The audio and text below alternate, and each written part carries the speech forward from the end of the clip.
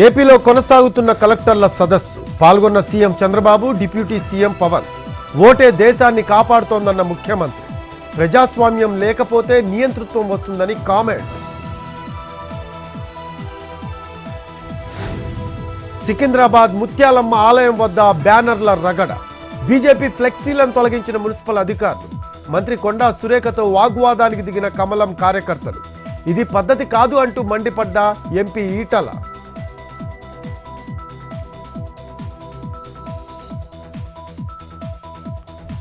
Mohan Babu health bulletin release.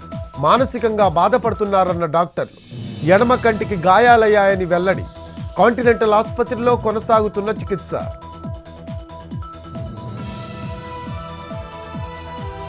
Media మిత్రులకు క్షమాపణలు చెప్పిన మంచు మనోజ్.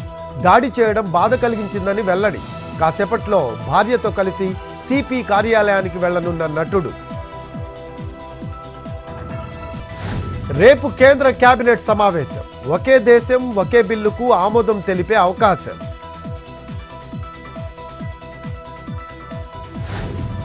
వివాదంలో అలహాబాద్ హైకోర్టు న్యాయమూర్తి. విశ్వ హిందూ పరిషత్ కార్యక్రమంలో వివాదాస్పద వ్యాఖ్యలు. ట్రిపుల్ తలాక్, ఉమ్మడి పౌర స్మృతిపై జస్టిస్ శేఖర్ కుమార్ కామెంట్స్. ఘటనపై పూర్తి స్థాయి నివేదిక కోరిన సుప్రీంకోర్టు.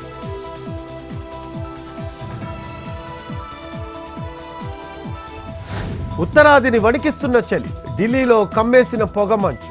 ఇబ్బందులు పడుతున్న వాహనదారులు.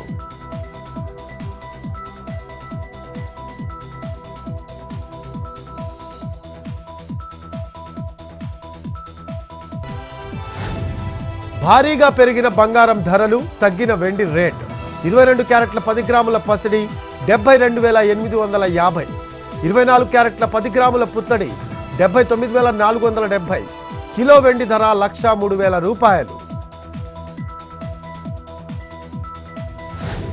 తిరుమలలో ఈ నెల 16 నుంచి ధనుర్మాస నెల ప్రారంభం. 17 నుంచి జనవరి 14 వరకు సుప్రభాత సేవ రద్దు.